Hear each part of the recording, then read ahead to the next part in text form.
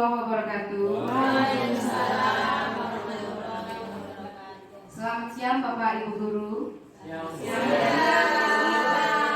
Terhormat ya Bapak Kepala Sekolah dan Wakil Kepala Sekolah, Ketua Kepala Program dan para rekan guru semuanya. Terima kasih karena telah memberikan waktu dan kesempatan bagi saya untuk memaparkan atau mensosialisasikan budaya positif di sekolah sebagai sebuah aksi nyata modul 1.4 di program Pendidikan Guru Penggerak. Kita mulai saja Bapak Ibu Guru. Nah, kita laksanakan hari ini. Alhamdulillah setelah sekian lama rencana ini terpending. Sebenarnya apa sih makna budaya positif dan apa contoh penerapan budaya positif yang telah kita terapkan atau kita akan terapkan? Di sini kita lihat anak-anak kita sedang melakukan kegiatannya. Nah, budaya positif itu adalah nilai-nilai atau keyakinan-keyakinan dan kebiasaan-kebiasaan di sekolah yang berpihak pada murid agar murid dapat berkembang menjadi pribadi yang kritis, penuh hormat dan bertanggung jawab. Itu kan cita-cita kita ya, Bapak Ibu Guru. Kita melaksanakan kegiatan di sekolah memang orientasinya adalah ke murid. Jadi bagaimana murid merasa senang di sekolah dan dia bisa berkembang menjadi pribadi yang kritis, nantinya penuh hormat dan bertanggung jawab. Itu sebagai tujuan utamanya. Nah, dalam hal ini kita perlu membuat suatu perubahan paradigma. Paradigma apa yang dimaksudnya? Untuk membangun budaya positif di sekolah, kita itu perlu menyediakan lingkungan yang positif dengan berbagai karakternya yang positif, aman dan nyaman agar murid-murid mampu berpikir, bertindak dan mencipta dengan merdeka. Ini sesuai dengan kurikulum merdeka kita. Mandiri dan bertanggung jawab, itu adalah karakter-karakter yang nanti kita akan bangun. Kemudian second poinnya adalah menerapkan disiplin positif. Lazimnya disiplin itu kan dikaitkan dengan sesuatu yang mengerikan ya, tapi ini disiplin yang dikaitkan dengan kontrol, jadi pengendalian. Dalam hal ini kontrol guru dalam menghadapi murid. Bisakah kita mengontrol seseorang? Oke. Jadi ternyata perubahan paradigma yang terjadi itu ada dari perubahan paradigma stimulus respon pada pendekatan teori kontrol. Di sini ada bagian kiri adalah stimulus respon, yang bagian sebelahnya adalah teori kontrol. Jadi ini yang mungkin selama ini kita lakukan paradigma lama, kemudian yang ini adalah paradigma barunya. Contohnya untuk stimulus respon, biasanya kita kan mengetahui bahwa realitas atau kebutuhan kita sama. Semua anak-anak kita kebutuhannya sama. Ternyata paradigma baru bahwa realitas atau kebutuhan kita itu berbeda. Masing-masing anak punya kebutuhan masing-masing. Kemudian semua orang melihat hal yang sama. Ternyata kita kalau sekarang paradigma baru adalah setiap orang memiliki gambaran yang berbeda. Kemudian kita mencoba mengubah orang agar berpandangan sama dengan kita. Tapi itu ternyata zaman dulu feodal. Sekarang kita berusaha memahami pandangan orang lain tentang dunia. Mungkin perspektif namanya ya. Perspektif satu dengan orang lain pasti berbeda. Kemudian perilaku buruk dilihat sebagai suatu kesalahan. Kita memandang kalau anak melakukan suatu perilaku buruk itu salah. Nah ternyata paradigma baru adalah semua perilaku pasti memiliki tujuan. Biarpun mungkin kelihatannya memang buruk di mata kita, di pandangan atau perspektif kita, tapi siapa tahu di anak dia mungkin belum tahu atau apa. Kemudian orang lain bisa mengontrol saya. Tapi kalau dalam teori kontrol, hanya ada yang bisa mengontrol diri Anda. Jadi sebenarnya masing-masing orang itu punya kontrol diri, tidak bisa dikontrol orang lain. Kemudian saya bisa mengontrol orang lain. Kalau di paradigma baru adalah Anda tidak bisa mengontrol orang lain. Pemaksaan ada pada saat bujukan gagal. Jadi kalau misalnya kan kita kadang suka menghadapi anak, ayo sini, terus nggak mau, terus kita paksa. Biasanya kan seperti itu memang alaminya ya, secara alami kebiasaan kita seperti itu. Dan kalau di paradigma baru, kolaborasi dan konsensus akan menciptakan pilihan-pilihan baru. Jika kamu tidak mau ini, kenapa? Misalnya kasih alasan dan sebagainya. Kemudian dalam stimulus respon paradigma lama, biasanya model berpikirnya menang atau kalah, ikuti atau tidak gitu. Tapi kalau di sini yang paradigma baru adalah kita berpikir model berpikirnya adalah win-win solution atau menang-menang. Jadi sama-sama, anak juga merasa tidak dirugikan, kita apalagi gitu. Ya, itu tentang perubahan paradigma. Mus-musan. Oke. Kemudian tentang masalah disiplin, sebenarnya disiplin itu kan sesuatu yang untuk tujuannya adalah untuk menciptakan lingkungan positif. Salah satu strategi yang perlu kita tinjau kembali adalah penerapan disiplin di sekolah kita. Alhamdulillah ya, kalau saya lihat disiplin sekolah kita sudah bagus. Apakah telah efektif kira-kira? Apakah masih perlu ditinjau kembali? Apa sesungguhnya arti dari disiplin itu sendiri atau apa kaitannya dengan nilai-nilai kebajikan? Kita akan lihat. Nah, ternyata disiplin itu yang mengacu pada paradigma baru adalah disiplin yang positif, yang bermakna positif. Karena disiplin yang sering dihubungkan itu selalu dihubungkan dengan hukuman. Padahal itu sungguh berbeda karena ternyata belajar tentang disiplin positif itu tidak harus dengan memberikan hukuman.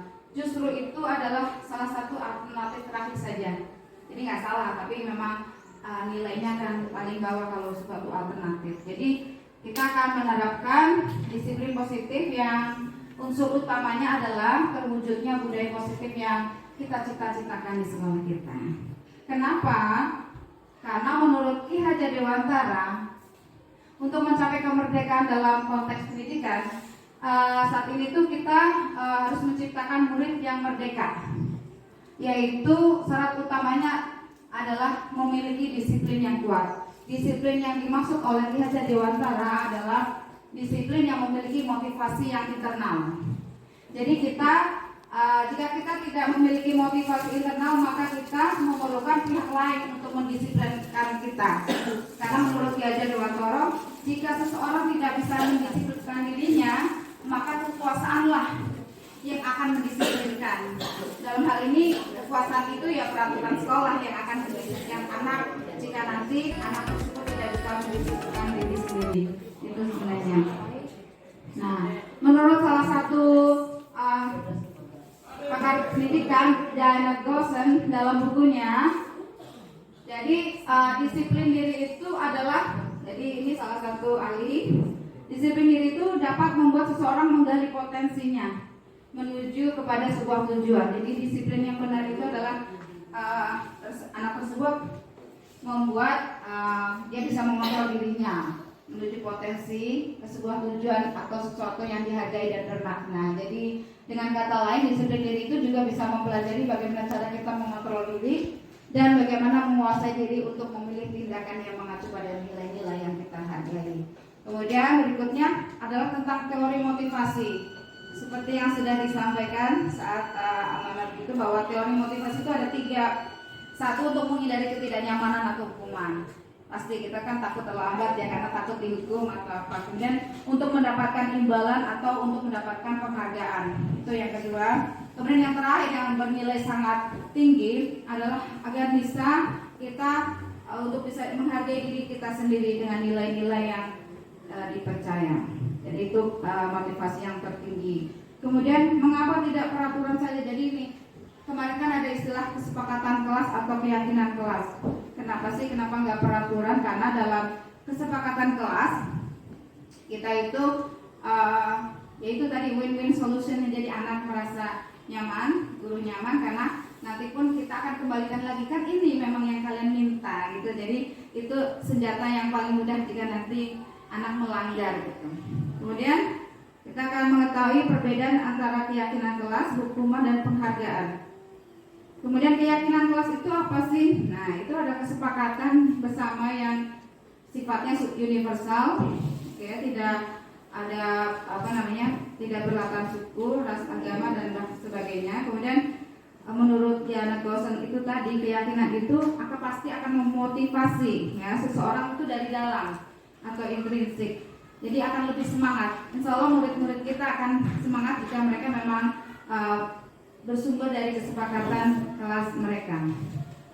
Kemudian contoh-contoh pembentukan keyakinan kelas itu apa saja sih? Nah ini biasanya kita sudah itu ya membuat kesepakatan. Sebenarnya secara dari zaman dulu di kurikulum sebelum-sebelumnya sebenarnya ada kesepakatan kelas, cuma memang tidak secara tertulis atau bahkan sering diperingatkan ke anak-anak. Oke, ini contoh-contoh keyakinan kelas yang ada, misalnya nih. Nah ini bersumbernya dari mereka, memang dari mereka ya. Jadi saya rasa mereka pasti akan mengikuti atau kegiatan-kegiatan yang tentang pendalaman keyakinan kelas. Jadi misalnya guru tugasnya itu kan ini, jadi kayak hak dan kewajiban sebenarnya, lebih ke hak dan kewajiban. Oleh murid tugasnya ini. Oke, jadi kesepakatan tugas, hak dan kewajiban bisa tercipta di dalam saat kegiatan pembuatan kesepakatan kelas. Kemudian dalam hal tadi hukuman dan segala macam itu, ternyata kadang memang hukuman paling efektif dilaksanakan karena memang mungkin langsung bisa terrealisasi atau bisa mendapatkan efek jerak memang langsung gitu. Jadi tapi ternyata dia termasuk identitas yang gagal. Jadi efeknya atau dampaknya akan lebih buruk dibandingkan dengan yang konsekuensi dan restitusi. Nah, hukuman itu dalam hal ini dia pasti akan mengakibatkan sesuatu yang menyakitkan terhadap anak, baik secara psikis mungkin atau verbal atau mungkin bahkan ke fisik gitu ya. Terus pastinya hukuman itu membuat tidak nyaman bagi anak-anak. Biarpun kadang diam tapi bisa jadi rasanya tidak nyaman dan dalam jangka waktu pendek. Kalau yang hukuman jangka waktunya panjang. Kemudian korban bisa diabaikan. Murid merasa tidak nyaman tetap, dan penguatan mungkin hanya bisa bertahan dalam waktu jangka pendek saja. Karena itu namanya konsekuensi jangka pendek mungkin ya. Kemudian restitusi itu kita kayak memberikan pilihan-pilihan kan, kalau kamu mau melakukan ini kira-kira apa yang terjadi, jadi kita kasih pilihan. Kemudian ini akan menguatkan untuk murid dalam jangka waktu yang panjang. Terus korban itu merasa masalah akhirnya terselesaikan. Oke, ini contoh lain. Oke. Banyak ya Bu. Mau di-back ya. Oke, kemudian kenapa sih kita harus melakukan sesuatu yang berorientasi kepada murid atau bertumbuh pada murid? Ternyata kalau kita pelajari dasar kebutuhan manusia itu ada 5. Jadi setiap manusia itu memiliki kebutuhan dasar, yaitu ingin bertahan hidup atau survival gitu. Kemudian kebutuhan akan kasih sayang dan rasa diterima. Kemudian kebutuhan akan kebebasan, kesenangan dan penguasaan atau kekuasaan. Jadi kalau kita lihat misalnya seorang anak melakukan sesuatu, kita cek. Nah ini nanti akan ada namanya simulasi kasusnya ya. Nah kita diskusikan misalnya nih, ini ada Ibu Ani, guru produktif AKL, tapi di SMK Pelita Hati ya, bukan di sini. Dia bingung, ada satu anaknya yang namanya Agus. Dia suka meminta uang kepada teman-temannya. Nah, kira-kira apa yang dilakukan Ibu Ani? Nah, iya. Nah, dalam konteks penerapan disiplin positif yang dilakukan Ibu Ani, harusnya adalah kita tanya, kenapa Agus meminta uang kepada temannya? Jika Agus ternyata meminta uang karena dia memang lapar, berarti adalah suatu kebutuhan yang tidak dia punyai, yaitu kebutuhan akan survival itu, bertahan hidup. Mungkin karena dia lapar, jadi dia meminta uang pada temannya. Jika misalnya dia senang kalau teman-temannya memperhatikan, berarti akan adanya kebutuhan untuk diterima dan segalanya ya. Maksudnya, dan selain itu, misalnya di sini, jika dia merasa bosan dengan makanannya, dia minta pengen beli yang lain, dan itu kebutuhan akan kebebasan menentukan pilihan. Kalau misalnya Agus karena iseng saja, kan banyak anak-anak kita iseng ya, bisa jadi sebut saja karena merasa itu adalah bestinya atau temannya. Jadi kadang posisi kontrol ini ada negatif dan positifnya. Kemudian kalau ada yang namanya guru sebagai pemantau, dia hanya memantau kegiatannya. Oh, anak ini melakukan ini karena peraturannya ini, jadi kayak memantau saja. Jika guru bertindak sebagai manajer, manajer di sini maksudnya adalah dia memanggil anak, ditanya, dibuat suatu langkah-langkah segitiga restitusi. Jadi dalam kegiatan kontrol guru sebagai manajer ini yang dibilang paling efektif karena dia melakukan kegiatan segitiga restitusi dalam penyelesaian masalah yang terjadi pada siswa tersebut. Nah, apa itu segitiga restitusi? Nah, segitiga restitusi ternyata adalah satu siklus ya, tapi siklusnya itu bersegitiga bukan lingkaran. Jadi ada 3 titik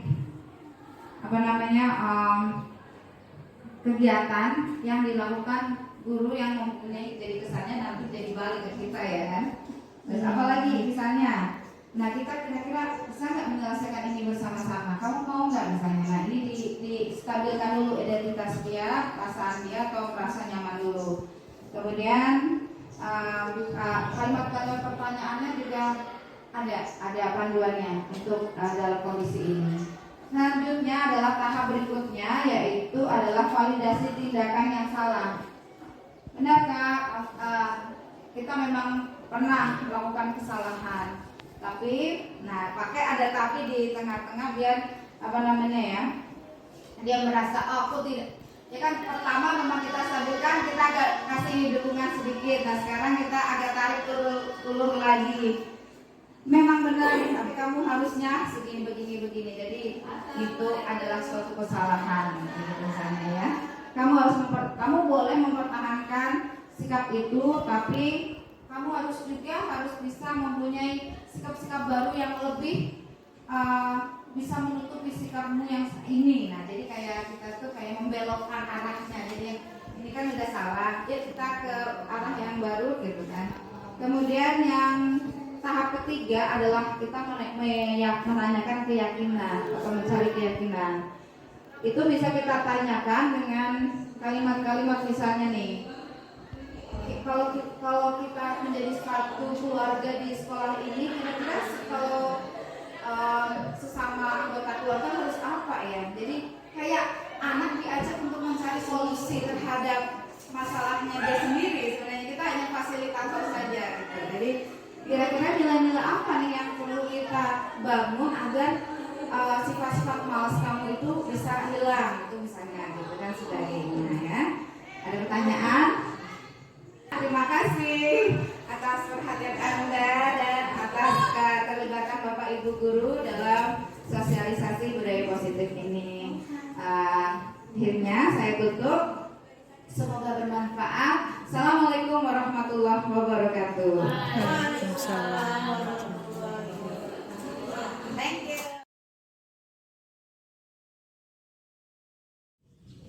Dalam kesempatan hari ini, manat yang ingin saya sampaikan adalah terkait tentang budaya positif di sekolah. Apa itu budaya positif di sekolah? Budaya positif itu adalah serangkaian kegiatan, tingkah laku, dan apa-apa yang harus kalian lakukan secara positif. Kita kenal budaya positif itu ada misalnya 5S contohnya. 5S itu kalau kita tahu adalah salam, senyum, sapa, sopan, dan santun. Itu sudah kita lakukan setiap pagi, setiap saat. Dan budaya ini sangat penting untuk membentuk kehidupan kita menjadi lebih baik dan sangat mendukung dalam kehidupan komunikasi dan bagaimana kita bersosialisasi dengan sesama kita. Budaya lainnya adalah budaya 7K.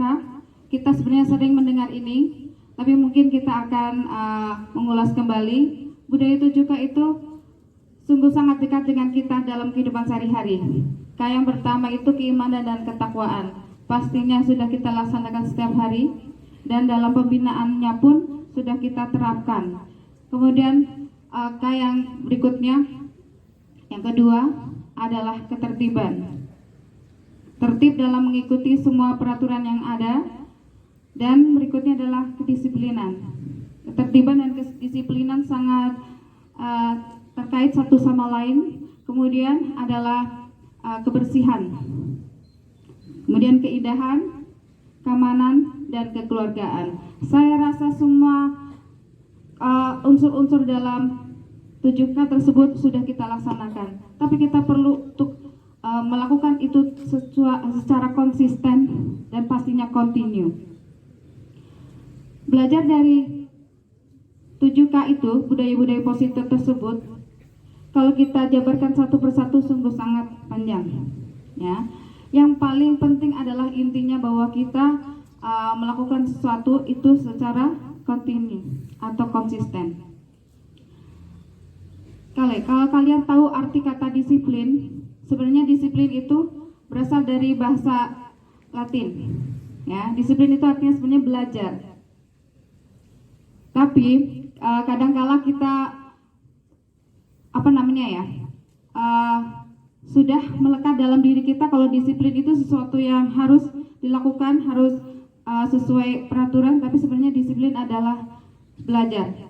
Orang yang mempunyai disiplin positif dalam dirinya berarti dia mau belajar secara sadar diri tanpa paksaan dari orang lain. Jika kalian mampu melaksanakan itu, pastinya kalian akan menjadi para pelajar yang sangat bagus, karena kalian secara konsisten, tidak tanpa adanya paksaan atau suruhan. Oke, kemudian saya sampaikan tentang teori motivasi yang sudah pernah saya sampaikan sebelumnya, bahwa teori motivasi itu ada 3. Motivasi dalam diri kalian itu memiliki 3 hal, ya. Misalnya, 1, kalau kalian melakukan sesuatu atas dasar adanya hukuman, itu kalian berpikir dalam diri kalian pastinya begini, saya akan melakukan hal ini karena takut dihukum. Itu motivasi yang pertama. Kemudian motivasi yang berikutnya adalah motivasi karena kalian ingin mendapatkan penghargaan, pengen mendapatkan nilai yang baik, pengen mendapatkan sanjungan mungkin dari guru atau diperhatikan. Itu motivasi berikutnya. Dan 2 motivasi ini bersifat eksternal karena berasal dari luar. Yang paling tinggi nilainya adalah motivasi yang berasal dari dalam diri kalian masing-masing, yaitu motivasi untuk mempunyai tujuan atau melakukan tujuan yang ingin kalian capai. Itu motivasi terbesar, dan ini yang dimaksud dengan makna belajar yang sesungguhnya. Dan motivasi-motivasi itu sebenarnya tidak ada yang salah, hanya beda nilainya. Semakin tinggi motivasi yang berasal dari diri dalam kalian, pasti akan semakin tinggi. Kemudian yang perlu kita ingat dalam diri kita adalah, jika kita mampu melaksanakan semua itu atas dasar motivasi dalam diri, itu akan membentuk kalian mempunyai karakter-karakter yang positif.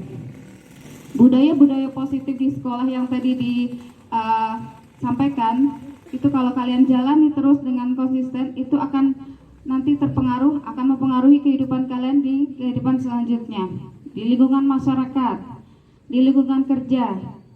Karena setiap kegiatan atau setiap tempat pasti ada peraturannya masing-masing. Jadi kalian harus jalankan itu semua. Baiklah, sepertinya amanat untuk hari ini saya cukupkan. Tidak ada yang sangat membahagiakan para guru selain adalah sikap dan perilaku kalian yang sangat positif. Terima kasih. Assalamualaikum warahmatullahi wabarakatuh.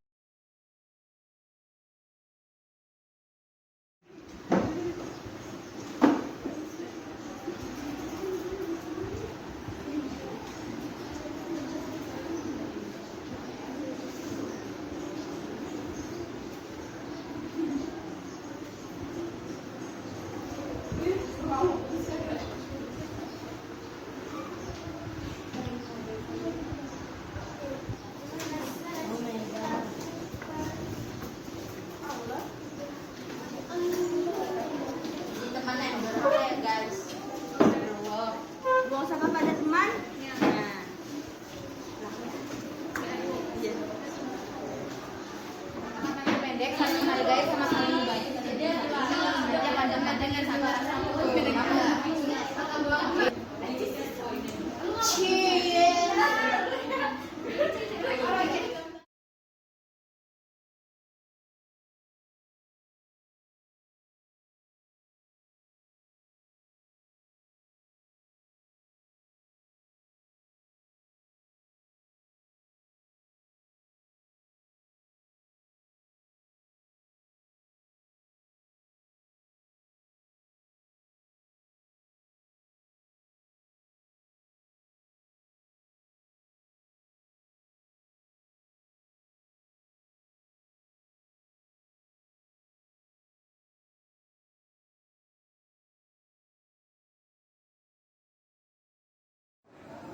Hai, nama saya Jessica Faramita Putri dari kelas 10 MPLB. Setelah adanya kesepakatan kelas ini, pembelajaran di kelas bisa menjadi lebih tertib dan lebih kondusif lagi dari sebelumnya.